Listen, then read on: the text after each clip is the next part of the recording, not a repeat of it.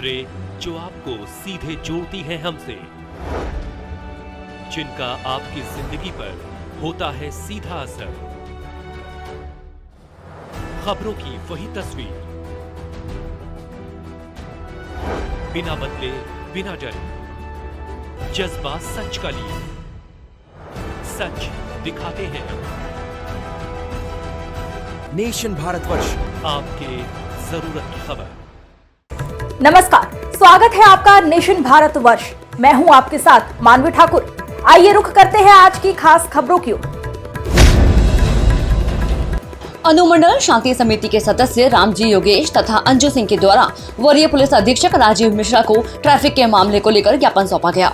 आपको बता दें कि अनुमंडल शांति समिति के सदस्य समाज सेवी रामजी योगेश तथा महिला समाज सेवी अंजू सिंह के द्वारा पटना के वरीय पुलिस अधीक्षक राजीव मिश्रा को ज्ञापन सौंपा गया, जिसमें ट्रैफिक को लेकर कई मुद्दों पर चर्चा की गई और साथ ही साथ ई रिक्शा के हेडलाइट पर खास ध्यान आकर्षित किया गया। रामजी योगेश और अंजू सिंह ने कहा कि पटना सिटी में जितनी भी ई रिक्शा चलती है उनमें हेडलाइट न होने के कारण सड़क दुर्घटनाएं दिन ब दिन बढ़ती ही जा रही है, जिस पर लगाम लगाना अति आवश्यक है। इन लोगों ने कई और मुद्दों पर वरीय पुलिस अधीक्षक को अवगत कराया। साथ ही साथ ट्रैफिक के पहलुओं पर भी चर्चा की गई। आपको बता दें कि पटना सिटी ट्रैफिक के मामले में शून्य पर है। इस कारण से आए दिन कई तरह की दुर्घटनाएं होती रहती हैं। इसी को लेकर वरीय समाज सेवी के साथ अनुमंडल शांति समिति के सदस्यों के द्वारा पुलिस अधीक्षक को ज्ञापन सौंपा गया। पटना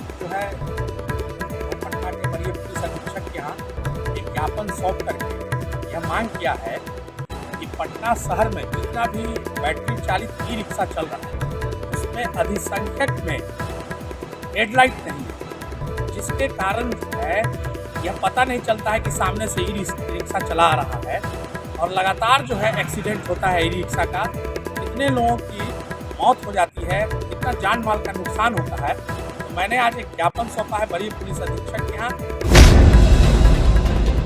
उप मुख्यमंत्री विजय कुमार सिन्हा ने राष्ट्रीय जनता दल और कांग्रेस को खुली चुनौती देते हुए भ्रष्टाचार और सुशासन पर खुली बहस की बात कही है।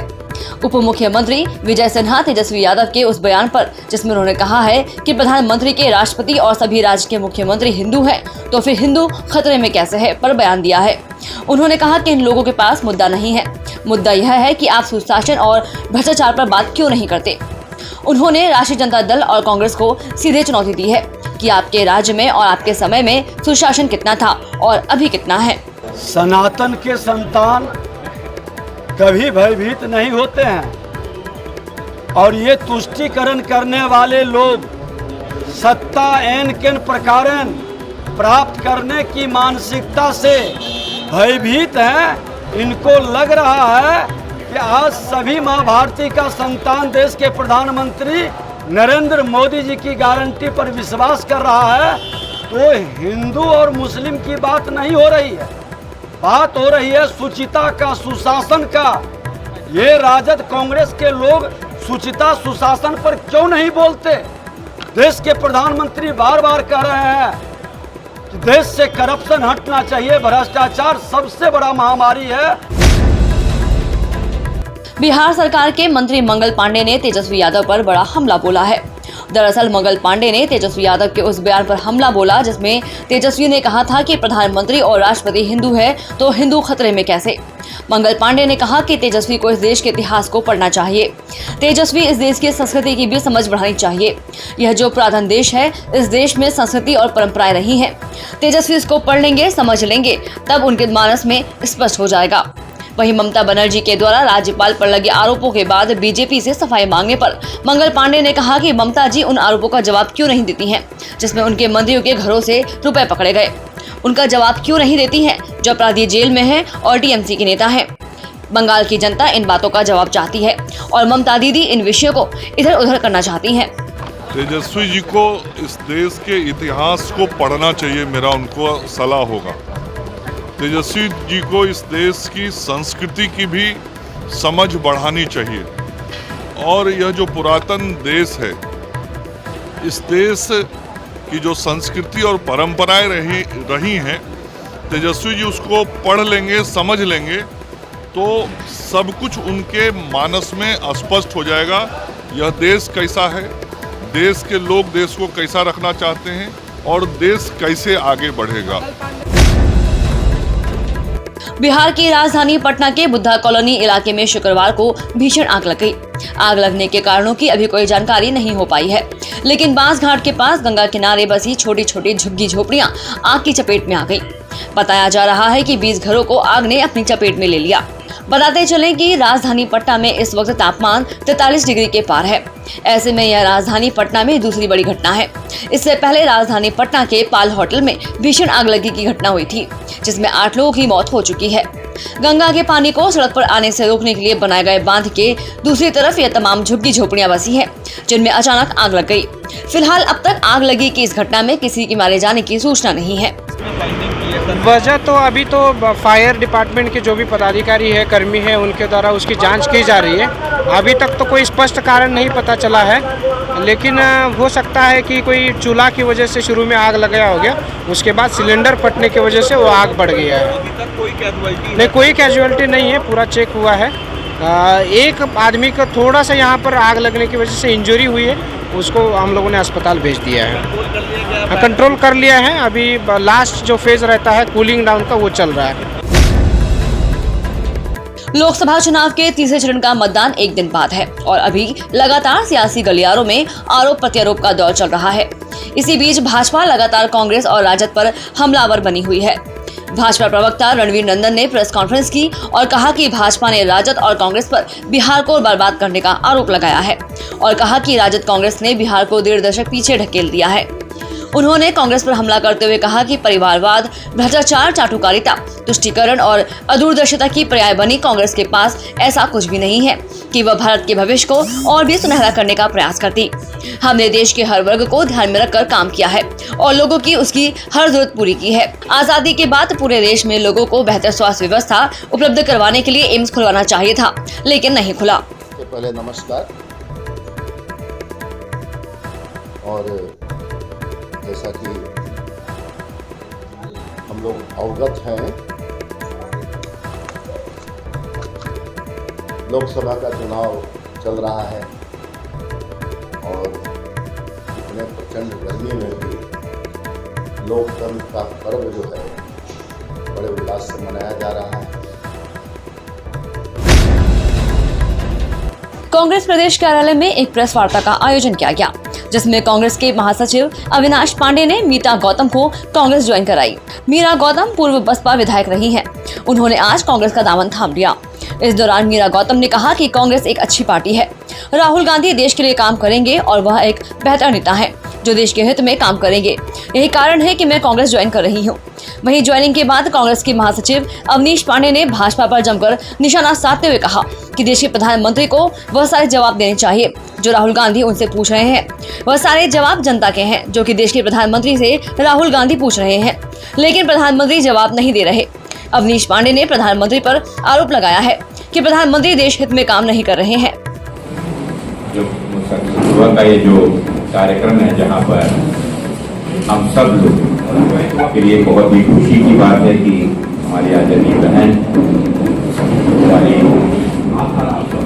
मीरा गौतम जी आज कांग्रेस परिवार में प्रवेश कर रही है। और जैसा कि सम्माननीय पी सोनिया जी ने बिहार के जहानाबाद में इलाज के दौरान एक कैदी की मौत हो गई। बताया जाता है कि काको थाना के सुलमानपुर गांव निवासी रंजीत दास कई सालों से अपनी पत्नी की हत्या के आरोप में जहानाबाद मंडल कारा में बंद था और उसकी तबीयत कल अचानक बिगड़ गई, जिसके बाद जेल प्रशासन के द्वारा इलाज के लिए सदर अस्पताल में भर्ती कराया गया, जहां इलाज के दौरान उसकी मौत हो गई। मृतक के परिजन का कहना है कि पत्नी की हत्या के आरोप में रंजीत दास 2 वर्षों से जेल में बंद था, लेकिन कई दिनों से इसकी तबीयत खराब थी, जिसकी सूचना हम लोगों को नहीं दी गई थी। अचानक जब मौत हुई तो हम लोगों को सूचना दी गई है। परिजनों ने जेल प्रशासन पर लापरवाही का आरोप लगाया है। इस घटना की सूचना जिला प्रशासन को दिया गया है। जिला प्रशासन अपने स्तर से मामले की जांच कर रही है। घोसी के विधायक रामबली यादव जेल प्रशासन पर लापरवाही का आरोप लगाया है। जेल से कैदी को इलाज के लिए लाया गया था सदर अस्पताल में, जहां इनकी मौत हो। ये कैदी सुलमानपुर के महादलित परिवार से हैं और इनकी मौत तो हमें गहरा दुख प्रकट करने का दिया है। और सवाल ये है कि पूरे बिहार में इसी तरह की स्थिति है। ये कांको का जेल प्रशासन का ये पहली घटना नहीं है। इसके पहले भी हुलासगंज थाना के दुर्गापुर निवासी 3 वर्षीय बच्ची फुलवंती कुमारी की मौत जेल के अंदर हो गई। ये दूसरा घटना है।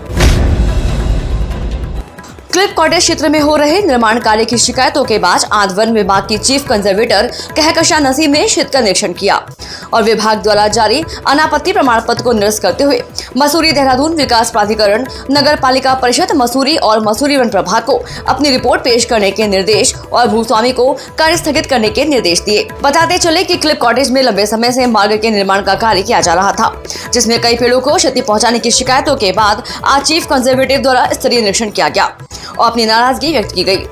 पत्रकारों से बातचीत करते हुए चीफ कंजर्वेटिव ने कहा कि विभाग द्वारा मार्ग के लिए एनओसी जारी की गई थी, जिसका गलत इस्तेमाल किया गया है और एनओसी निरस्त कर दी गई है।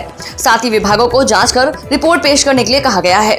ये क्लिफ कॉटेज स्टेट जो है यहाँ पे हैम्पटन कोस्ट के नीचे एक एरिया है। ये टीन फॉरेस्ट स्टेट में इनलिस्टेड है। इसमें कुछ विभाग की तरफ से 2019 में एक एनओसी दी गई थी पुराने मार्ग की जीर्णोद्धार की। उस एनओसी पे कुछ पहले पेड़ कटे थे, जिसकी वजह से पेड़ कटने के बाद इस पूरे स्टेट में पेड़ों की नंबरिंग हुई थी और उसमें इन लोगों के ऊपर जुर्माना और बाकी केस इशू करके उनके ऊपर जुर्माना और बाकी कार्रवाई वैधानिक की गई थी। मसूरी देहरादून मार्ग पर ग्राम सभा भट्टा में डिपार्टमेंटल स्टोर खोले जाने का ग्रामीण लगातार विरोध कर रहे हैं और आज ग्राम प्रधान कौशल्या रावत के नेतृत्व में दर्जनों महिलाओं ने तालाबंदी की और शासन प्रशासन से शराब की दुकान बंद करने की मांग की। इस मौके पर भाजपा अध्यक्ष राकेश रावत ने कहा कि इसकी शिकायत उप जिलाधिकारी से की गई थी, जिन्होंने दुकान बंद करने का आश्वासन दिया है। उन्होंने कहा कि ग्रामीणों ने इसको लेकर आक्रोश है और इसकी मांगे नहीं मानी गई तो आंदोलन करने के लिए बाध्य होना पड़ेगा। इस अवसर पर ग्रामीण मीना कोठाल ने कहा कि शराब की दुकान के निकट अस्पताल और स्कूल है और ग्रामीण 1 महीने से इसका विरोध कर रहे हैं। आज मजबूरन उन्हें तालाबंदी के लिए विवश होना पड़ा। तो हमारी फिलहाल दुकान बंद करने की है। अभी प्रधान जी के द्वारा हमने ये दुकान बंद कर दी है, लेकिन मुझे प्रशासन से ये कहना है कि वैसे तो हम जो छोटे मोटे घर बनाते हैं या थोड़ा रेस्टोरेंट बनाते हैं तो उसके लिए तो सारे विभाग खड़े हो जाते हैं, PWD आ जाती है, जंगल आ जाता, सभी ऑफिसर लोग वहाँ आ जाते हैं। लेकिन आज ये इतने सरेआम ये दारू का ठेका खुला हुआ है, उसके लिए कोई भी अधिकारी यहाँ आने को तैयार नहीं है। और अब यहीं पर हमारे 50 मीटर दूरी पे हमारा यहाँ स्कूल है, हॉस्पिटल है। मसूरी देहरादून मार्ग पर झड़ी पानी चूना खाला के निकट मसूरी से देहरादून की ओर जा रहा एक वाहन अनियंत्रित होकर सड़क से नीचे दूसरी सड़क पर जा गिरा, जिसमें सवार 6 लोगों में से 3 लोगों की मौके पर ही मौत हो गई और 2 लोगों ने अस्पताल में दम तोड़ दिया। वहीं गंभीर रूप से घायल युवती का अस्पताल में उपचार चल रहा है। सूचना मिलने पर मौके पर पहुंची मसूरी पुलिस और फायर सर्विस द्वारा राहत और बचाव कार्य किया गया और घायलों को 108 की मदद से देहरादून चिकित्सालय भेजा गया। घटना सुबह 5 बजे की है, जब मसूरी घूमने आए 4 युवा और 2 युवती झड़ी पानी मार्ग से देहरादून की ओर जा रहे थे कि अचानक गाड़ी अनियंत्रित हो गई और लगभग 100 मीटर नीचे दूसरी सड़क में जा गिरी। हादसा इतना भीषण था कि गाड़ी के परखच्चे उड़ गए। इसकी सूचना वहां से गुजर रहे लोगों ने पुलिस को दी। घटनास्थल पर पहुंची पुलिस ने घायलों को बाहर निकालकर 108 की मदद से देहरादून चिकित्सालय भेजा है। मौके पर पहुंचे एसपी सिटी प्रमोद कुमार ने बताया कि घायलों को देहरादून अस्पताल ले जाया गया, जहां पर 2 लोगों ने दम तोड़ दिया। वहीं मौके पर 3 लोगों की मौत हो गई, जबकि गंभीर रूप से घायल युवती का उपचार किया जा रहा है। उन्होंने कहा कि पुलिस घटना की जाँच में जुटी है और मृतकों के बारे में जानकारी जुटाई जा रही है। देखिए, अभी जैसे सुबह सूचना प्राप्त हुई थी कि झड़ी पानी बैंड के ऊपर जो है एक गाड़ी पलट गई है, तो उस पर मौके पर तत्काल हमारी जो थाना पुलिस और जो हमारा फायर सर्विस है तो वो मौके पर पहुंचे थे। मौके पे देखा कि ये गाड़ी गिरी हुई थी, फोर्ड एंडेवर की गाड़ी, उसको जो है मौके पर पहले तो साइड किया गया और उसके बाद देखा गया कि उसमें जो है 4 युवक और 2 युवतियाँ भी बताए जा रहे हैं कि वो सवार थे और घायलों को फिर जो है 3 लोगों को। यूपी के डिप्टी सीएम केशव प्रसाद मौर्य आज झारखंड में चतरा लोकसभा के लेस्लीगंज पहुंचे एवं चतरा लोकसभा से भाजपा उम्मीदवार कालीचरण सिंह को जिताने की अपील की एवं मोदी सरकार को जमकर तारीफ की। दूसरी ओर विपक्ष पर जमकर निशाना साधा। मौके पर पांकी विधायक कुशवाहा डॉक्टर शशि भूषण मेहता, पलामू जिला भाजपा अध्यक्ष अमित तिवारी, पूर्व जिला अध्यक्ष प्रेम सिंह, महिला मोर्चा प्रदेश प्रवक्ता लवली गुप्ता, भाजपा नेत्री मंजूलता किसले तिवारी एवं सभी मंडल के मंडल अध्यक्ष मौजूद रहे। धन्यवाद आपको, मैं आपको बधाई देता हूँ आदरणीय कालीचरण जी। मंच पर हमारे साथ सुबह से ही इस प्रदेश सरकार के पूर्व मंत्री और विधायक स्टार प्रचारक आदरणीय रणधीर सिंह जी, हमारे बहुत अच्छे मित्र जिनके विधानसभा चुनाव प्रचार के समय भी मुझे आने का मौका मिला था, श्री शशि भूषण मेहता जी, हमारे जिले के अध्यक्ष श्री अमित तिवारी जी और सम्मानित मंच उपस्थित विशाल जनसैलाब। मैं देख रहा हूँ जितना इधर है इससे 4 गुना उधर। सबको मैं प्रणाम करता हूँ, सबको बहुत राम राम करता हूँ, सबको जोहार करता हूँ और उत्तर प्रदेश की 25 करोड़ जनता की ओर से भी आपको सबको प्रणाम और जय श्री राम। दक्षिण दिल्ली लोकसभा से भारतीय जवान किसान पार्टी के फौजी सुरेंद्र पहलवान ने भरी हुंकार, बीजेपी और कांग्रेस को देगा पटकनी। फौजी सुरेंद्र पहलवान ने आज दक्षिण दिल्ली से अपना नामांकन दाखिल किया। उनके साथ भारतीय जवान किसान पार्टी के पदाधिकारी और समर्थकों की भारी भीड़ थी। सुरेंद्र पहलवान ने सबसे पहले मंदिर में भगवान का आशीर्वाद लिया, उसके बाद गांव के सभी बड़े बुजुर्गों से जीत का आशीर्वाद लिया। भारतीय जवान किसान पार्टी के पहलवान अपनी साथी साक्षी मलिक की बात करते सुरेंद्र पहलवान ने कहा कि इस बार मतदाता महंगाई, बेरोजगारी, जुमले, झूठ और अनदेखी के अलावा देश को निजी हाथों में जकड़ने को लेकर रोष में है और सत्ता परिवर्तन के मूड में है। फौजी सुरेंद्र ने कहा कि लोकतंत्र बचाना है और जन जन को खुशहाल संपन्न बनाना है। इस बार सत्ता परिवर्तन के लिए लोग भारतीय जवान किसान पार्टी को वोट देकर संविधान की रक्षा करने के लिए सुरेंद्र पहलवान के गिफ्ट के निशान पर मोहर लगाएं। सुरेंद्र पहलवान ने कहा कि बीजेपी ने पहलवान, किसान और जवान के साथ धोखा किया है। उन्होंने कहा कि सरकार ने अग्निवीर से सैनिकों के मोरल को तोड़ने का काम किया है। उन्होंने कहा कि युवा बेरोजगार है, राम के नाम पर बीजेपी वोट मांग रही है, अपराधियों और बलात्कारियों को टिकट दे रही है। उन्होंने कहा कि अब समय आ गया है कि जनता बीजेपी को वोट की चोट देगी। फतेहपुर जिले के गाजीपुर थाना क्षेत्र में मिले हत्यायुक्त युवक के शव मिलने की घटना का पुलिस ने 2 आरोपियों को गिरफ्तार कर घटना का खुलासा किया है। पुलिस ने आरोपियों के पास से आला कत्ल, घटना में प्रयुक्त बाइक, मृतक का मोबाइल बरामद किया है। पुलिस अधीक्षक उदय शंकर सिंह ने घटना का खुलासा करते हुए बताया कि आरोपी केशन चंद्र की प्रेमिका पर मृतक प्रभाषु शुक्ला उर्फ सत्यम बुरी नजर रखता था, जिसके कारण केशन चंद्र ने अपने साथी आशिक के साथ मिलकर बीती रात 29 अप्रैल की रात ललौली थाना क्षेत्र के सिंधाव नहर कोठी के खंडहर में प्रभाष शुक्ला को शराब लाने के बाद उसके गमछा से गला दबाकर हत्या कर दी। पहचान छिपाने के उद्देश्य से मृतक के चेहरे पर ईंट से प्रहार कर चेहरा कूच दिया।